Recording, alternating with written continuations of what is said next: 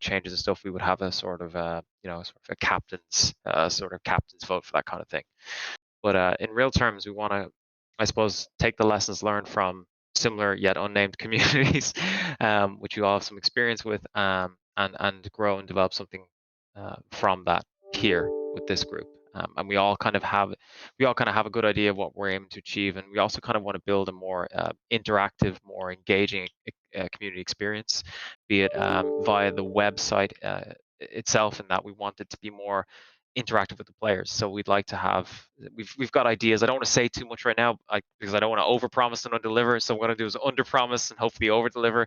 But we've got some really fun ideas coming down the tracks as to what that might look like, in the form of maybe, not to say too much, but like team and player achievements, um, that might really motivate people to sort of, I suppose, get more involved in league play, and get really excited for league play and what's going on in our league on a week-to-week basis.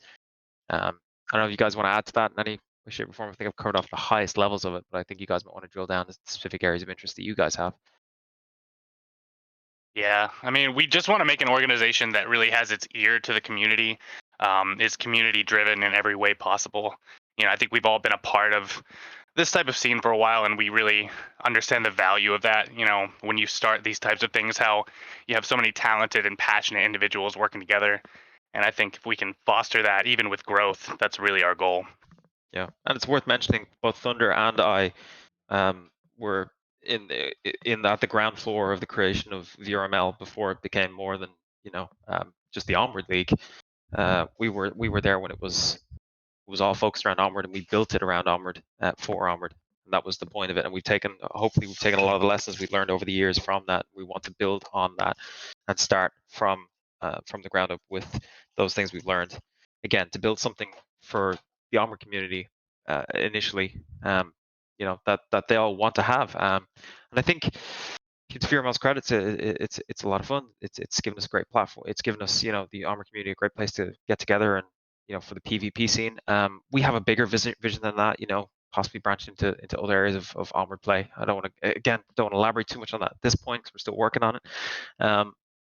But I think there's a lot of, I suppose, creativity that's been missed out on with the existing competitive scenes in Armored, and we'd like to, I suppose, get more creative. You think outside the box a bit more. There's a lot of people who are really excited to do different things with the competitive scene, and we want to take that and run with it. Like we saw some really cool things over the off seasons. In fact, I think a lot of people nearly agree with me. Sometimes the off season for Onward in the competitive side is more exciting than the on season, because you get these cool 3v3 tournaments, or you get like 1v1 tournaments, you get custom map tournaments, and all that kind of fun stuff. So that's kind of what we want to go. We want to get back to the kind of the fun side of it, the player focused side of it. So that's kind of what we're aiming for. Yeah, and I'd just add that, we're starting things off with this tournament that we're gonna be running, starting August 30th. It's gonna be a 5-week Swiss tournament, with some fun format changes for the game itself. We wanna definitely experiment with different ways that we can play the game. We're very used to, traditional 3-map setup and, traditional stuff. But for this, we wanna trial some new things out, see how it plays out, and use that. We want to experiment continually, experiment with some new stuff in tournament, see if it works. Some of it might not, and then take that towards a season one down the line. But everything we're doing right now, we're focused on this tournament, and we want to make a really kick-ass tournament that is a chance for everybody who who participates to kind of see what this league is about. It's a chance for us to test things out, so it's really a test bed for in a lot of ways. And to just intro the tournament really quickly, if you go to the Summer Showdown info channel, there's some info there, but it is August 30th through November 9th. It's a 5-week Swiss tournament, so any number of teams can sign up. There will be two divisions, EU and NA. We think it's very important. I mean, time zones are always a big problem, and separating them really allows for good play. There'll be weekly matchups, and each matchup is going to be two maps. There'll be two map games with custom map pools. We'll have map pools set every week, and we will try to cast as many of those games as possible. At the end of this tournament, there will be a round robin or some other bracketed tournament for the final rankings. Now, to note also is results from this tournament will be used for preceding a potential season one down the line. So that's another purpose for holding the Summer Showdown. It'll help us seed some of the teams. Of course, if you don't participate, you can still join season one. There'll be a different, um, calculation process for your ranking early on. But that is the intro to our tournament. The other thing I want to kind of touch on is who all is here. Um, Actually, before I do that, any other comments on tournament from any of you guys? Not directly on the tournament, but just in as far as the introduction goes, I just want to say, as you know, Lonely Viper mentioned, him and Thunder Pilot have been in since the very beginning of Onward competitive play, as have I. And I've found myself at times finding my Onward experience to become a little bit stale, and then something happens and I get re-excited again. I have never been more excited for the future of Onward competitive play than I am right now, and it's a real pleasure to be a part of this organization, and I'm looking forward to providing a fresh look on the game that we've loved over the last 4 years. I'm going to jump in real quick too. I'm supposed to be in another meeting, but you guys are more important to me. Imagine that. Um, I have obviously most of you know me. I was brought in with my son playing the game, and what's keeping me here is this community and all of you. Um, I'd like to continue that. I want to keep going with that. The Onward community is fabulous, but it's the people, every one of you, that keep us all together and keep the game going.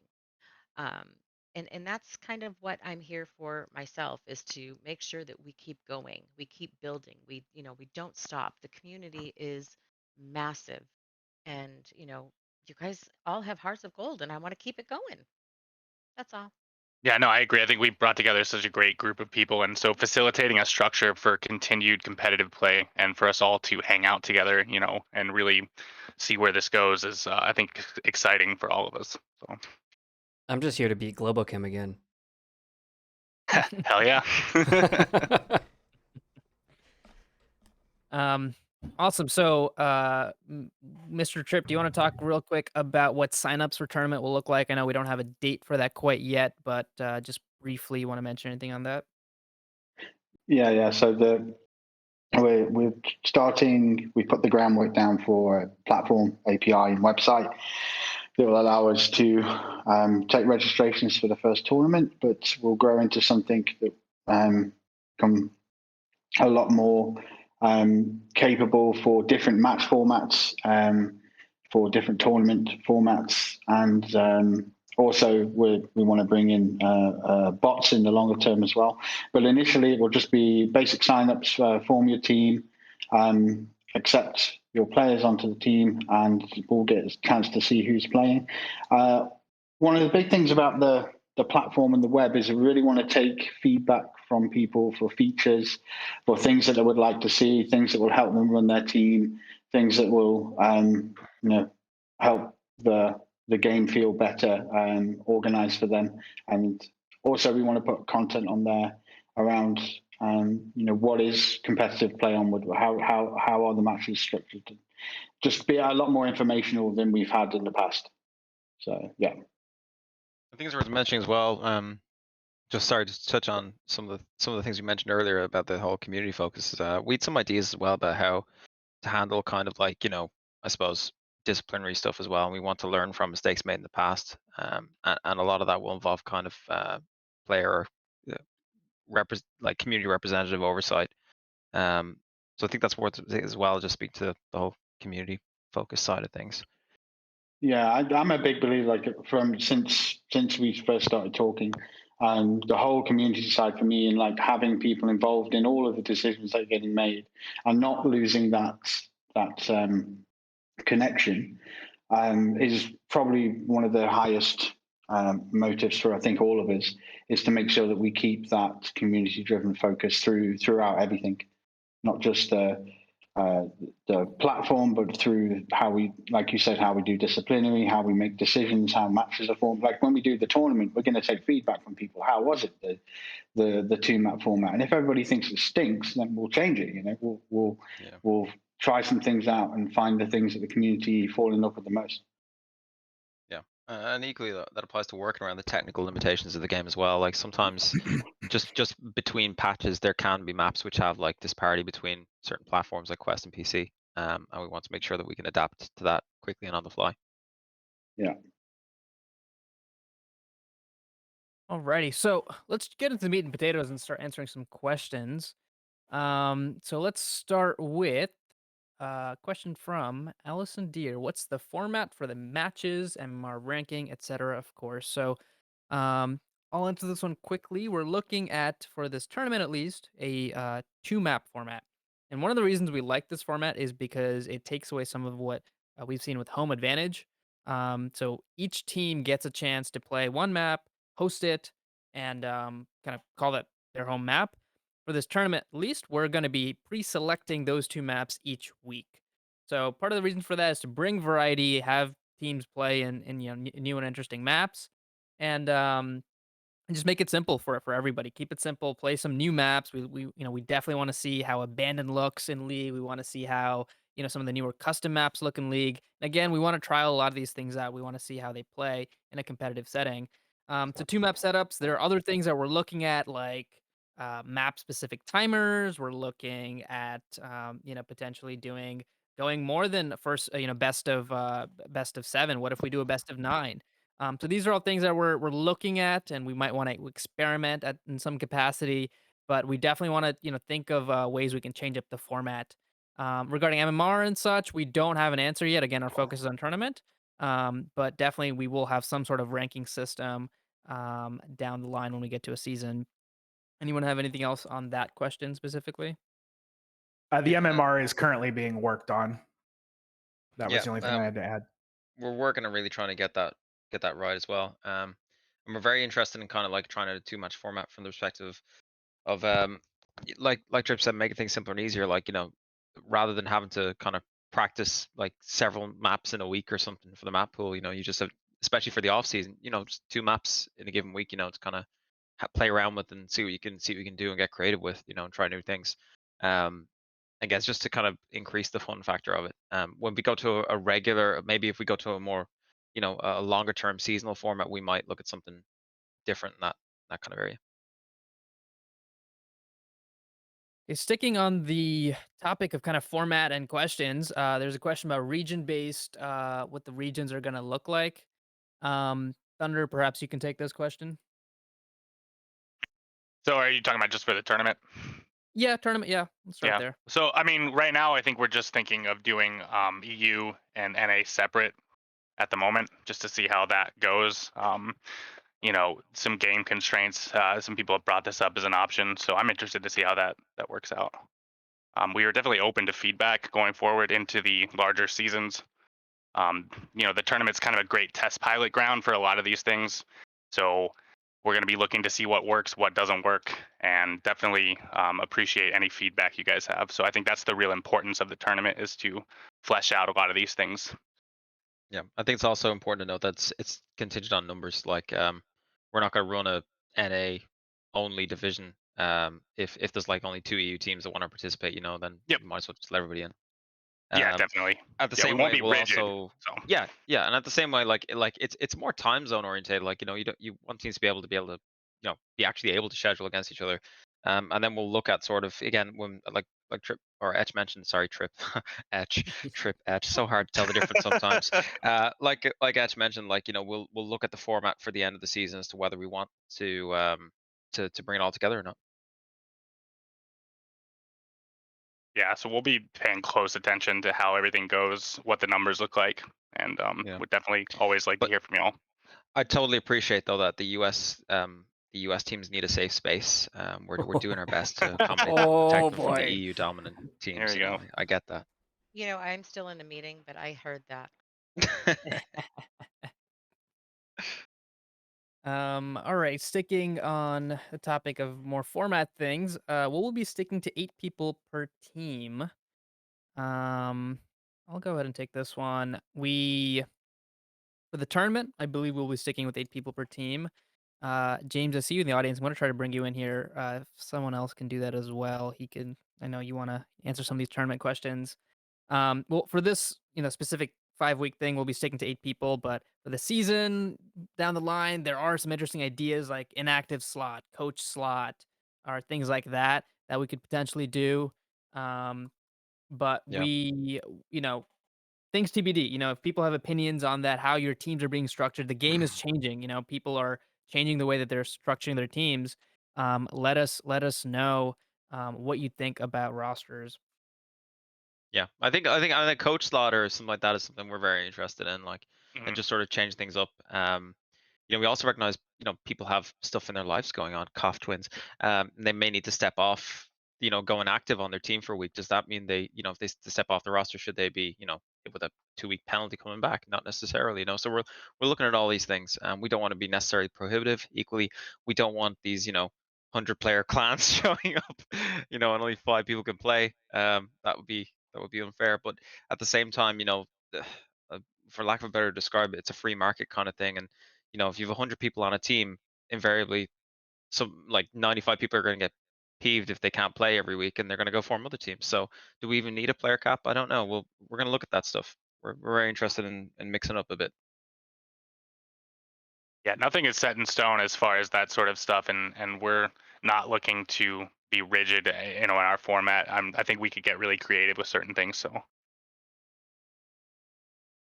Yeah. Alrighty, James, this one's going to be for you. Stidge asks, two map system implies that from now on games will end in a tie. It can end in a tie as well. How will that affect the rankings for the tournament? For the tournament itself, that's something which can be handled, and it'll be something we're trying out to see whether everything does end in a tie, whether that's a problem. We may need to take into account round wins, but as has already been said, the tournament is sort of a testing ground for some of these things. Uh, yeah, that sort of answers it, doesn't it? Ties are fine; they will be taken into account, and we are wanting to see whether everything's going to be a tie, because that may change how we approach rankings.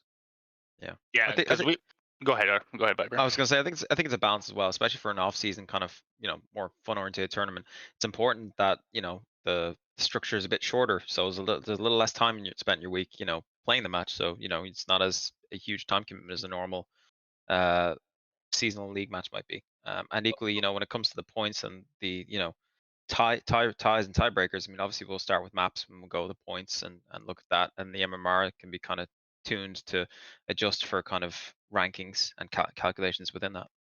Yeah, and it sort of ties into the, if it ends up being a bit too short, we'll try this out during the tournament. We may try out that, as was stated earlier, that best of nine, and just to add on to some of the reasoning why that I said in general, but we're thinking the best of nine could help counter some of those, those really decisive objectives which occur. Um, so sometimes a whole match can be decided based upon one objective at a really bad time occurring, Mhm. and when you only have to get to 4 points and someone gets a cap, that's brutal. Um, so if we increase it up to you had to get to 5 points, that maybe that might balance it out a bit, and also make the um, and find a middle ground between a two map and a three map format. Mm. Just something we're considering. And yeah, it's hopefully we can get some of that home advantage and potential hosting advantage reduced. Yeah, Yeah, and we're trying to see how this works. We have some contingencies, I guess, if there's too much tying going on or if it becomes a problem. But we're just kind of interested to see this format change, and just being able to change how many rounds you do per map is also something that I think could be really effective. So yeah, And, I agree with that. Also, it's this, when you play a map like Quarantine, you have 12 objectives to get through if you want to do the whole map. So we're yep. definitely going to need more rounds for that. Yeah, because it'll, I think we've all seen when a map has been decided by just a couple objectives, and sometimes those objectives are not like the ideal ones for a map. So I think stretching it Yeah. out a bit can definitely affect that in a To good way. to accommodate Quarantine and all the spawns, we're going to need best of 24 format, obviously. Yeah, let's not forget abandoned now. I mean, that is Of course. potentially what there's like 5 spawns and I don't know how many OBJs. So there's not that many objectives yet, I believe. Yeah. Hey, look, we're all hopeful in the future that Onward moves to a choose your spawn, choose your objective kind of format for the Hmm. defense and attacking teams. That'd be probably the best case scenario. Take the look out of competitive play, but for now, like I think increasing the round numbers could add an interesting dynamic to it, and again remove that sort of look element. Yep. And the other thing it opens up by a two map format, as again was touched on, but to expand slightly, is that having each team host their own map, that means we can start to, and we can look at things like map specific timers, as was mentioned. So, a small map could have a shorter timer, and a long map could have a longer one, rather than all maps having to have the same timer length. Um, Yeah. yeah, it could be more suited to what the map is intended to be played like. Um, Obviously, you can still play it differently. Alrighty, let's get to some other fun questions. So, um, there's been a big theme of questions of what makes IVRL unique, what makes us special, what is going to be different, what should I look forward to here. And I think we should kind of try to answer. I'd like to hear everyone's kind of response on this potentially, or whoever wants to go for it. I'll start off with mine. I think VR esports is growing rapidly. We've seen that over the past year. The viewership numbers, the participant numbers, it's just been doubling, every few months. It's been great growth. We as a collective group here see room for multiple leagues. And we wanted to start one that fits our vision. And that is why this started. I think a bunch of us individually were kind of working on this. And then we kind of came together and decided to pull our talents together to do this. And first and foremost, we're all of us have been players. We all value, the importance of that, and we value building a positive community. Everything else comes second to that. We believe in fair and competitive play, and we want to set rules that we follow. We want to set guidelines that we follow, and we want to have a strong foundational structure that can make the best decisions in a timely manner, and keep the player's best interests at heart. We want to build events, tournaments, content, all sorts of things that will grow the games that we play on. I mean, they're the platform that we're here with, and we want to help those grow. And there's lots of ways that we want to do that. But lastly, this is a volunteer-run league, so if we're not having fun, what are we here for? So that's Yep. the most important thing we want to do. And that's what we're building IVRL on. I mean, you can play in multiple leagues. We can coexist with whoever else exists there, but we see room for uniqueness in the way that we operate, and we see ways that we can do things different.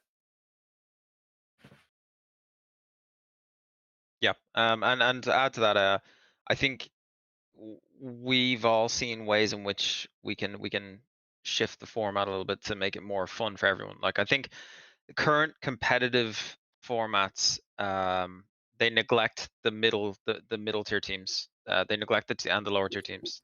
There's not enough for them to. I don't know. I mean, feel accomplished. Because not everybody can be, global cam. Uh, Beginners can be, not everybody's going to be, competing in the round robins at the end of season playoffs. So I think more can be done to, I don't know, uh, uh, create a system to, give a bit of a reward or a bit of, a playoff for those middle and lower tier teams. And I think that's something I especially I'm passionate about. To expand specifically on that one, without going too specific, things we're thinking about are like having some form of play of the month type thing where people submit clips and there's a prize for that, rather than it all just going just to the team which wins the end of the season. Things like that. Lots of things to discuss on that particular one. For me, in terms of going back to the root question, what was attractive to me was the fact that there's passion all the way through up to the top level of how this is getting managed, this league, and that means there's more chance to drive bottom up change, but also get that feedback loop from the top to ensure that you're actually heard and feel like you're part of the community. So yeah, it really reflects on what Etch and Lonely have already said. Like it's all about the community side, and the competitive side of the game. Yep. And I think for me, it's just, creating an infrastructure where people can create teams, create friendships, compete together, and really form bonds that last. I think a lot of us have had experience with that, especially, some of us on teams that have been around for a while. It's such a great thing. And I think that the VR esports scene is going to continue to grow. So I'd like to be a part of an organization that really facilitates that into the future, creates more opportunities for people to do that sort of thing, compete together, so and really have that community link, no matter how much we grow. So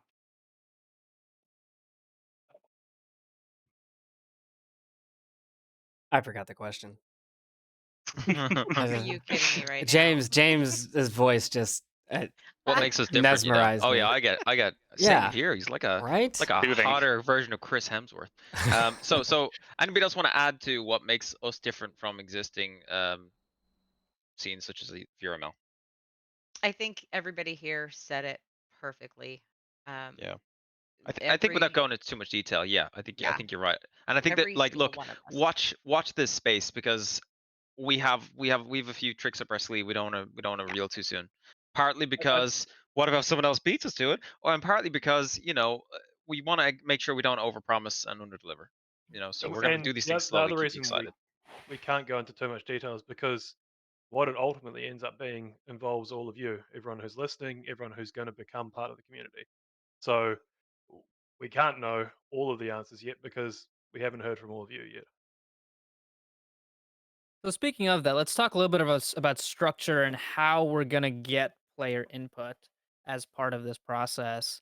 Viper, can you talk a little bit about how, what are the vehicles in which we're gonna have players provide input to important decisions? What is, the ways in which we will reach out to them?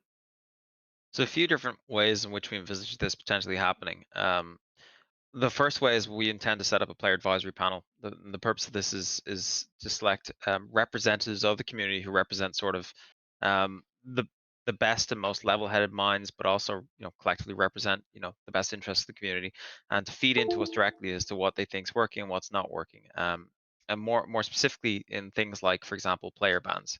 So we want a system whereby if we do ban a player, that there is a an oversight panel that will basically be in a position to review that ban and say if they're comfortable with it or not. In similar ways, there's going to be times when players want to join our community or join our league, and they may have histories. They may have VAC bans. They may have esports bans. Um, and rather than be in a situation where we're just letting anybody in or letting nobody in, we want to have input from players and the community as to whether it's appropriate for us to let certain kinds of people in. Um, so I think it's all about making sure that we keep, I suppose, representatives of the community and really sort of keep our finger on the pulse at all times and have that input, direct input into the decisions we make. Because ultimately, I think we want to always be focused around the needs and desires of our community and what's fun, and not lose touch with that. We don't want to be about we don't want to be about pleasing corporate interests. We want to be about pleasing the players because ultimately, that's what we are. We are a player-based organization about people who want to have fun and have a good time. So if Just that to helps Just add elaborate. a little bit to that. So player advisor panel is going to be one of the vehicles. We will also be relying on all captain votes for, some decisions, potentially things like utility, maps, etc. Decisions that affect a lot more people, and we need representative votes. We also want to lean on straw polls and these town halls as ways for players to give input, ask questions, be in touch with us, and I was really glad to see a lot of heavy hitter questions. We don't want to shrink away from answering these hard questions. They're really important to answer for the growth of the league. And we don't want to just leave, those things till the last minute when it, explodes in our face and we need to expand as the community grows. So town halls are something that we are going to try to have going on at some repeated frequency. We don't know what that frequency is going to be just yet, but we would like to keep this format. And then again, polls for the majority of league, votes from captains, and then votes from our player advisor panel will all be ways that players can contribute directly to league decisions. And then of course there will be, other parts of the structure. Mama, maybe you want to talk a little bit about the other parts of the structure of the organization. We don't have everything sorted out, but we have some of the things that have been fleshed out already that we can share. Um, I'm trying to someone pull Siren, and Siren she up. was wanting to come in, and I was Ah, gonna yes, right. yes, please, thank you. We'll do. Um, so as far as how we are going about, I'm sorry, say the question again because I had two people in my I Yeah, had sure. one in a So DM and one in a go ahead. what Sorry, can I'll you stop talk a little bit typing. more about Stop our typing. mod structure, Mama, and or so not Yeah, just over, just general structure that we have laid out right. so far, and then we'll jump to the DPI involvement question next. Yeah, so currently our mod structure, this is all kind of just here and now, and and is liable to change a little bit later on down the road. But we have 3 tiers of our mod structure, and how it works is the first tier. I even drew up a little, a little, what do you call it? Chart, Diagram. and I tossed it away. But the first tier we have is like a strategic kind of tier. We have our, like, James and Geek, are currently on the tier 1. James is kind of our tournament guru and lead, um, mod. Um, Geek kind of follows suit, and tier 2 is kind of just a little bit. Tier 1 answers with and works with the board and myself and others on the higher level. Tier 2 is kind of people just helping along, a little less active. They don't really have a vote, whereas tier 1 does have a vote in, dealings such as maybe, I don't know, someone's peeking in the wrong direction. I don't know. I'm making something up here because my work phone's ringing now. It's Do you having want me to a run cake through it, Mama? break. Yeah, please. Okay. So this is James is just a better at this. proposal, and again, it's something which may evolve, as Mama has said. Just to quickly go through. So tier 1 was more, as she says, strategic, looking forward, making sure that if there are systematic problems with gameplay or things which need to be investigated for future seasons or future weeks, that they're freed up in their other time to focus on those sort of activities. Then tier 2, we sort of refer to them as referees. So they're the ones who are dealing with weekly issues from matches, clarification of rulings, uh, things like that, more on a day-to-day perspective. And then tier 3 could be viewed more as community managers. So they're the people who are in the chat, helping people out, muting when required, all that sort of stuff. They're the different levels, and there'll be different requirements for each of the levels and different expectations. The reason this was proposed is because um, with other structures which have occurred, you get too caught up in the day to day, and you're never able to figure out fixing systematic problems and strategic problems longer term. So if we can have some of that division of labor and actual assigned roles, um, then you can have the time to focus on what you're actually meant to be focusing on. That was the intent. Does that sort of answer that, Mama? Yeah, sorry, thanks, because I really had to take that other call. Could you tell James I with was the getting save. tongue-tied? I'm like, my work phone's ringing. I've got to answer these questions. Yes, James, you are perfect. Thank you so much. Um, and on that note, I do want to go into little Miss Sarin is joined us. Yay. Hi, my darling. I totally didn't expect to be here, Well, but I did see the question about DPI's involvement and everything, and I wanted to be able to kind of shed some light on it because I know it is, it's a valid question, especially with a little bit of the change that's happened with us with Facebook. Our so currently our stance is pretty much exactly the same. Most of you guys have worked with me already. I mean, Mama's in my DMs all the time. Most of you I've talked with at length and everything like that. Most of you are very aware of me. For us, it's going to work very similarly as it always has. As far as our involvement, we are always going to support our game to the best of the ability. Competitive scene is also important to us. So it would work as, in my opinion, as it always has, is as players, moderators, casters, everybody has any kind of feedback or anything like that for the game development. We would have meetings. You could just hit me up in my DMs for as far as like the governor's higher ups, tier ones. I don't know how you guys are doing it, but yeah. you guys are always welcome to, have an open conversation with us. Let us know what some of the issues are. Let us know what your concerns are, and we will try the best as we can to our ability to get them into the scheduling that we have. We do have a projected roadmap right now, so it's really it's super packed right now. But we always want to try, the best that we can to try to fit things in depending on the complexity of them, the work and everything that's involved in doing it. Um, so yeah, I just want to reassure everybody that there is open lines of communication with us as development side goes and everything like that. Yeah, I appreciate. Sponsorship for us as a whole is a little bit different because of our acquisition, but that doesn't apply just to you guys. That's across the board for us. And that's something that, as you guys start to develop a season and everything like that, that we'll have to review with you. Um, but we have the ability to still do that. So that's not cut off. It's not, anything like that. It's just a normal, it's just a more in length review. Uh, as far as Facebook is concerned, I saw one of the questions in there about will players have to deal with Facebook? Um, no. I mean, outside of like Quest users, have to log in with their Facebook accounts. It's established exactly the way it is, previously for competitive scene.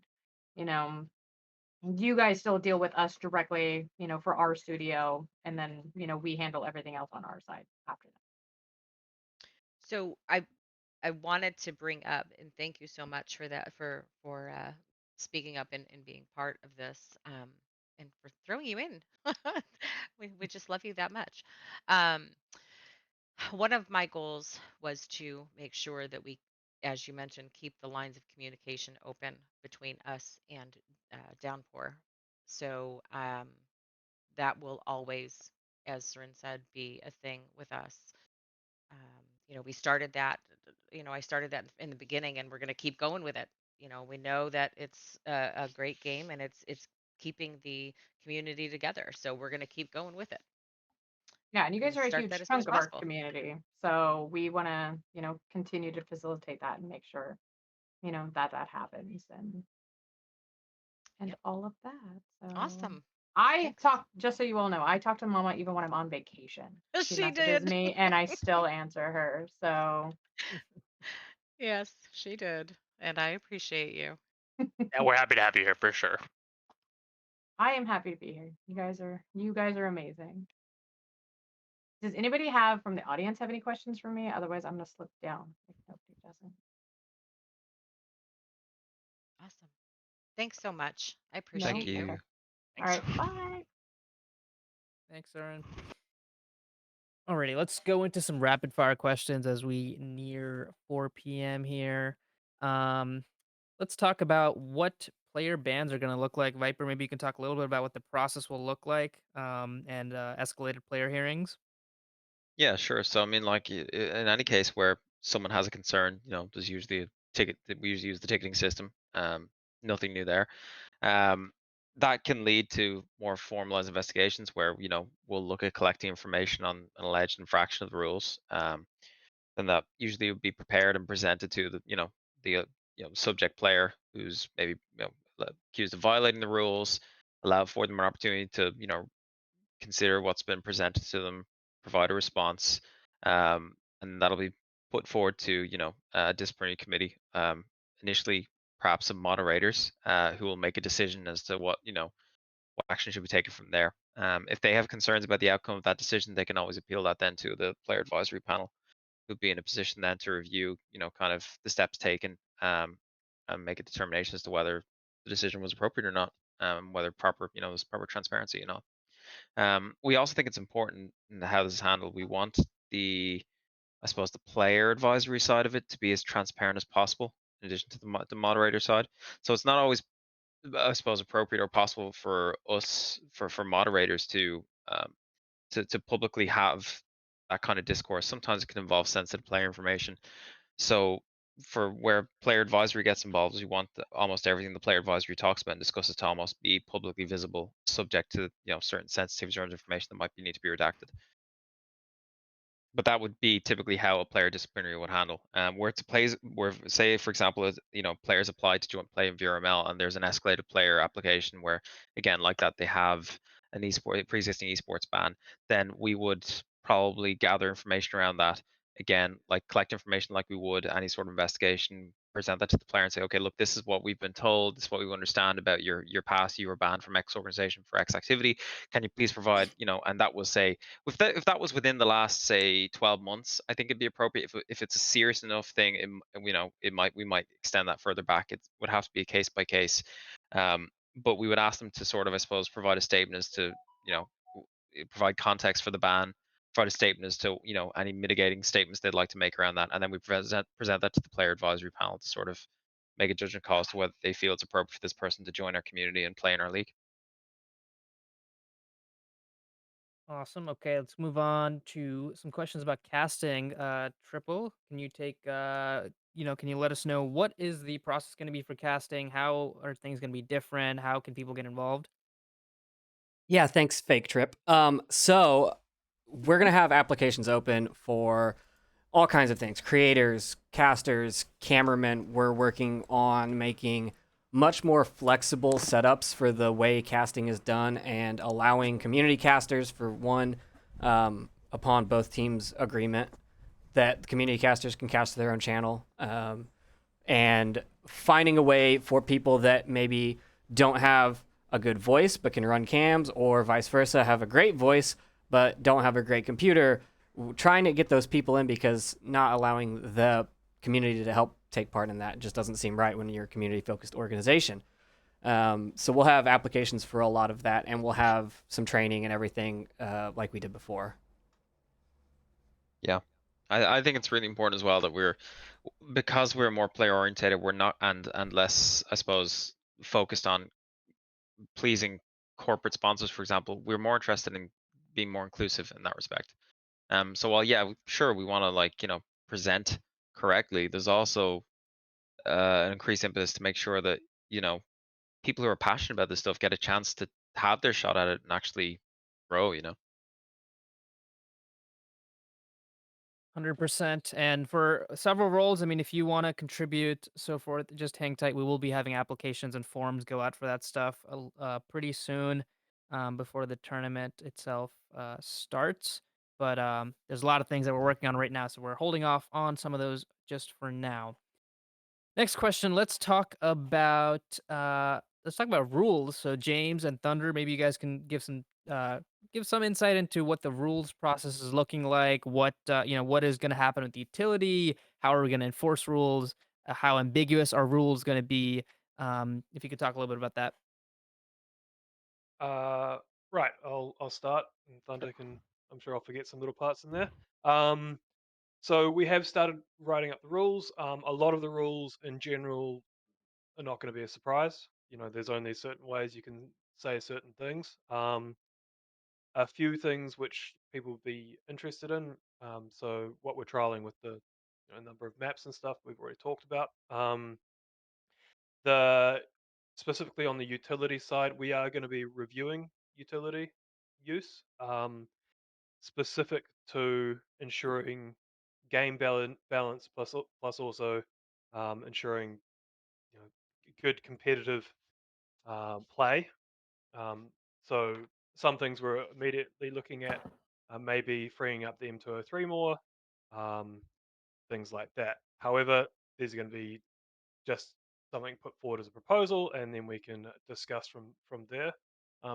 Trying to think of what I need to go and grab the rules up, whilst I try and remember what the other changes we were proposing were. Um, One thing we were wanting to look at was whether um, oh, great, with my write up.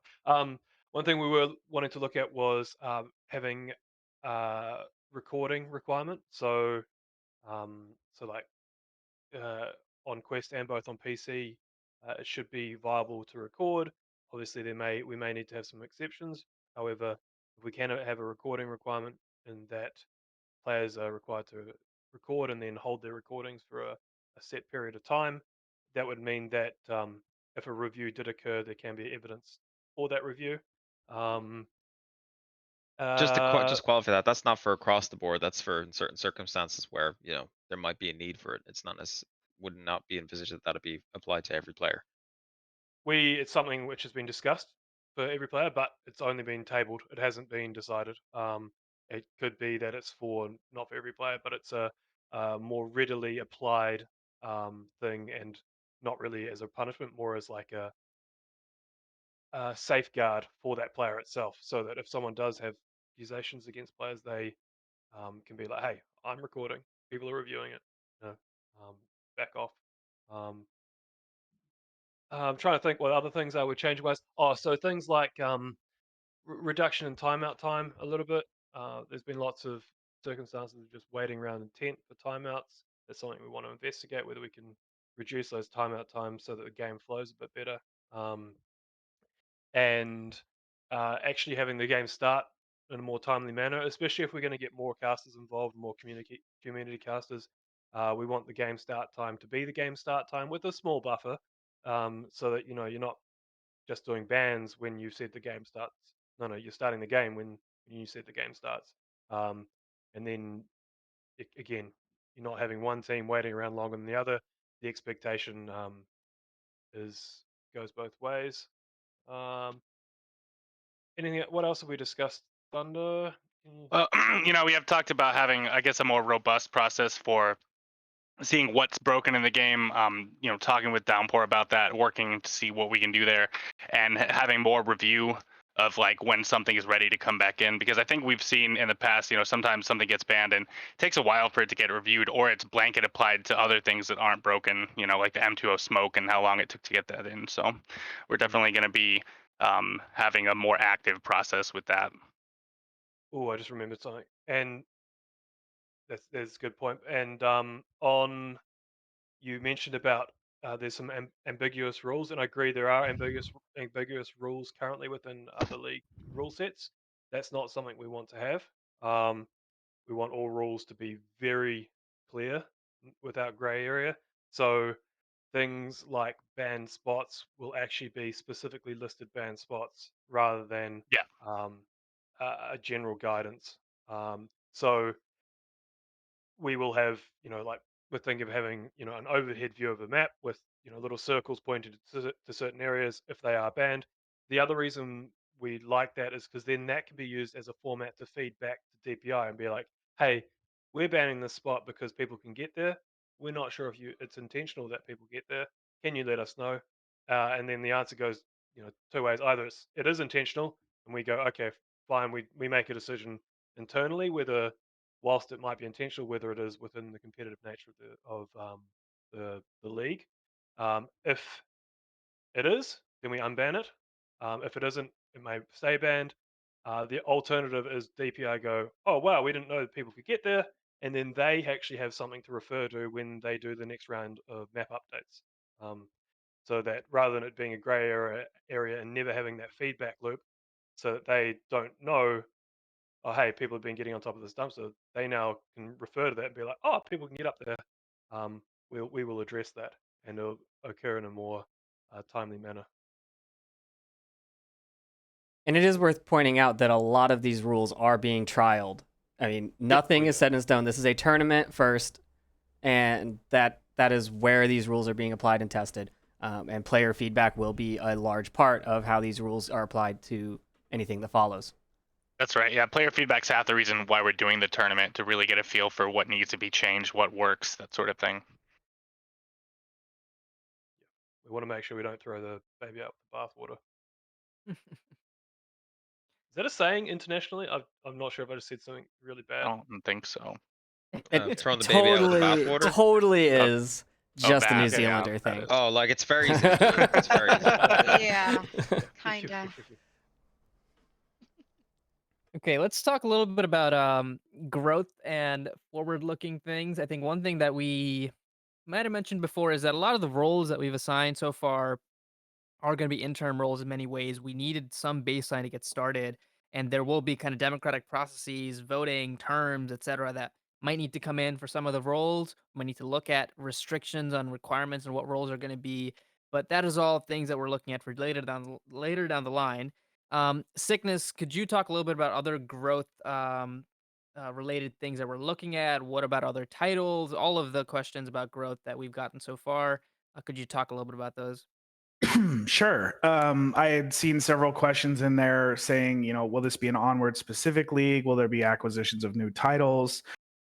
And I think the idea here is that we want, obviously, these are all Onward players in here now, and we want you to know that obviously, starting with this tournament, the development of all this structure, it all starts here with Onward. And one thing that we wanted to do to differentiate ourselves is that, yes, we will be acquiring new titles as we grow, but we want to make sure those are compartmentalized from each other. That there's not a lot of overlap in the top tier of the hierarchy, where this game has a say in that game, and so on and so forth. So Onward will always just remain Onward. As an organization, we want to create manageable growth. So that's why we're starting off the way that we are. The intent is that we can provide the top level esports experience in time. A lot of us here have participated in LAN events and stuff, and we understand that's something that the players enjoy. But right now we are just focused on the tournament, and segueing that into a season. And we're going to use this collective experience to build a brand. And we have brought in a couple professional advisors that you may or may not know. Honey Half is one of them, and Parzival is another. And these are people with experience in brand development and organizational structure and financial structure. And those guys will be coming in, to give us advice as we grow and develop. So yeah, we're definitely looking at expanding to other titles. If we provide a great experience, we would be doing a disservice to the VR community as a whole to keep it just Onward. But don't let that confuse you. We're definitely Onward focused at this moment in time. Yeah, and if there is ever a point in which there are other games that would be supported by IVRL in some capacity, the people there's absolutely no scope for the people running those other games to be interfering with Onward League business. And just want to add as well that if we do ever have other games, we won't forget to buy new assets for Onward casting packs. Just saying. That's okay. All righty. Now that Yes. we've gone that way. Speaking of growth, can we talk a little bit about prize packages and stuff on that front as well, Sickness? Yeah. So we discussed internally about prize packages and what we were looking to provide, and I saw a lot of questions about sponsorships. So for this first tournament, we're definitely discussing prize packages, but at this time, we are using this tournament specifically to develop a rule set and kind of trial test a lot of things for what the season is going to look like. In terms of the season, though, that is where we will be able to release more information about sponsors and prize packages, as that will have a longer period of time that the season occurs over, and that'll give us the opportunity to discuss all of that stuff internally, and then potentially provide some really exciting stuff for you guys. Alrighty, let's do maybe two more questions before we close off our town hall. Let's talk about. Let's see. TFH wants to know about VR racing. I honestly just looked at that, and I think that's a great I'd idea. keep- I would love I'd to keep be this down for Onward. that. I but, also think that's a great idea. But Hey, this to is add Onward to that, specific. I would love to see PvP PvP VTOL VR Oh become a yes. thing. Oh, That'd be awesome. absolutely. Keeping this on Yeah. topic, I think Um, there's a I question around the refereeing side of things is quite relevant and could tie into our moderation tier structure. Mhm. So to expand and answer potentially upon that, Blizzardbuck, it is something which we have seen as being a concern in previous, moderation, and that it is a big workload to be able to react quickly. So we want to ensure we have an appropriate number of those tier two referee type moderators to allow those quick reaction, maybe to the level of more on call during game times, if we can. Obviously, it depends on what sort of numbers we can get. But that's the intent of those tier two tier 2 moderators. They are those game referees. They know the rules in and out. They're there to react and provide that information and guidance to the captains on already established rules. So if there's no gray area, it should just be an answer, and that shouldn't get escalated to any level. It should just be done. And if that means that they do it and then write it up afterwards into a ticket, that could be the way we do it. It's something we need to discuss further. I think it's a good point and something we are actively looking to address. So let's do two more before we close off. I have one in mind, and then one which people in the audience can drop any last questions that they want to ask into the chat, and we might pick one of those. But the one I have in mind is about is there an option for any PC only play? And I know this is one you're really excited about, James. Can you talk a little bit about our plans for that? Right, PC only play. So that's something which we've been discussing for a while and been dreaming about for a while is PC only play.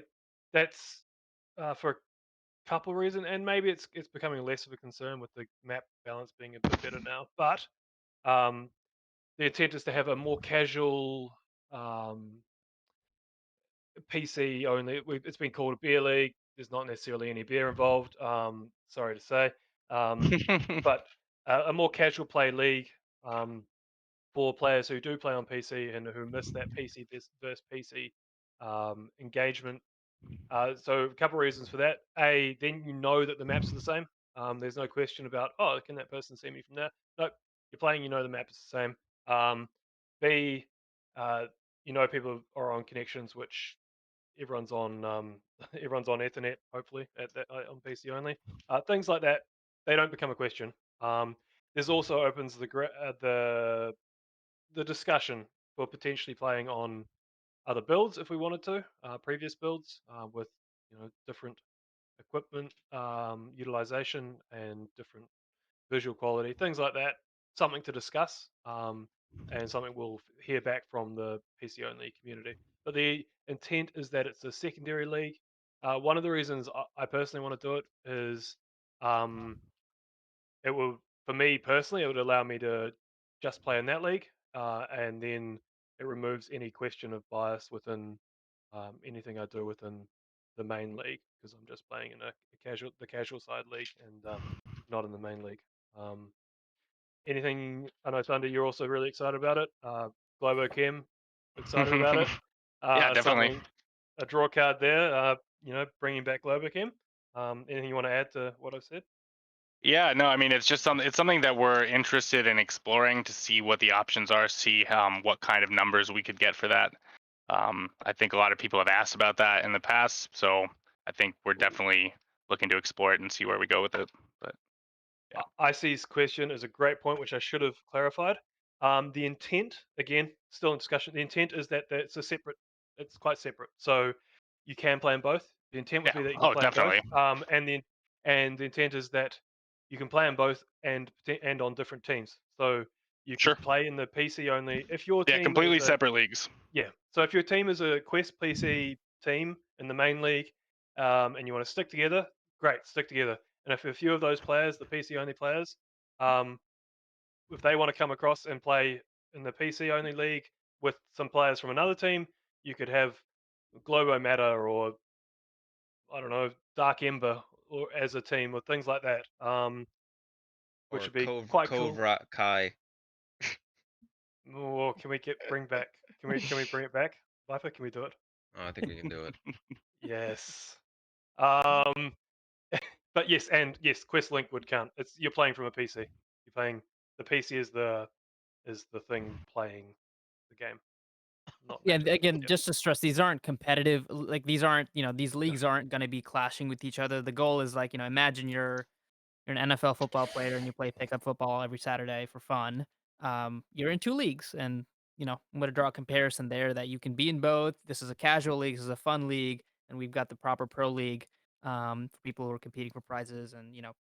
playing for glory And, and on a cross-platform system. and that links into kind of like the player profile as well. Especially on the website side, we would love to have more interactivity and more visuals on the player profile, like achievements and accolades. Like if you play in both and you've accomplished things in both, we'd like to feed that in directly there. We'd like to show that off in your player profile, give you something to brag about, have a bit of fun with. Alrighty, well, so we're at 4:07. Let's close off with one last question. Any questions that you guys saw that we should wrap up with? Any fun ones? No, but I have an easy one. Will the league support the rookie boot camp? Yours truly is currently in charge of the rookie boot camp, so yes. We'll definitely support yes. a rookie boot Heck camp. yes. They've done some really great work. So, And if you remember correctly, that's where I started out also, Trip. I was promoting you guys, trying to get more people in. I mean, we saw this last year, the number of teams that came through there and were fighting for a top rank. So, yeah, it's doing good work. It's been a little neglected, but it will definitely get better. One of those, right? Yep. Okay, so that's going to be our last question then. I know there were some that we didn't get through, but hopefully we can in the next town hall next time or even tonight. Keep dropping questions, keep giving us feedback, let us know what you think, and look out for signups on our soon to be revealed website sometime soon. And yeah, any last words, guys? Anything else you guys want to add? I'd like to add that we intend to have a variety of music, background music on our I cast. knew he was. Oh my And god. it will change occasionally. Where's the changes mute with button? Viper's mood. So, Where's the Yeah, mute where's Viper the button? mute button? We need duct tape for his fingers and a mute button for his mouth. We love you, Vipe. No, I think we've covered a lot of it. The biggest thing to point out again, if it's not clear, is this is a community-run league. If you have questions, put them in the Discord. Someone will read it. We're not ignoring people. We are reading the Discords constantly. We are in the Discords constantly. We are talking. I go to sleep with these people's voices in my head. We're talking like daily. So like, yeah, there are conversations happening, and change will happen as the community sees fit. And if you want to get more involved, put your hand up. Yeah. Let someone know. Yeah, we're now's the time hunting to for do it. players on the player advisory panel and different things as well. And look, I think it's fair to comment and say, like, any community-based league grows from the skill sets of the people who contribute to it. And we're always looking for people who want to help out and help grow this thing. Like VRML didn't appear overnight. We all poured our blood, sweat, and tears into it to make it what it is. So on that note, thank you all for coming. We had 40 viewers, 40 listeners. Hopefully we clarified what this is all about. Hopefully you all are as excited as we are on this thing, and we'll see you next time then, I guess, at the next town hall. Thanks, everyone. 7 p.m. Thanks, EST. everyone. Yeah, in Thanks, 3 everyone. hours, right? Cheers, 3 everyone. hours.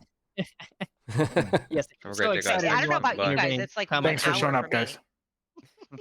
Thanks, everybody. Don't do this again, Mama.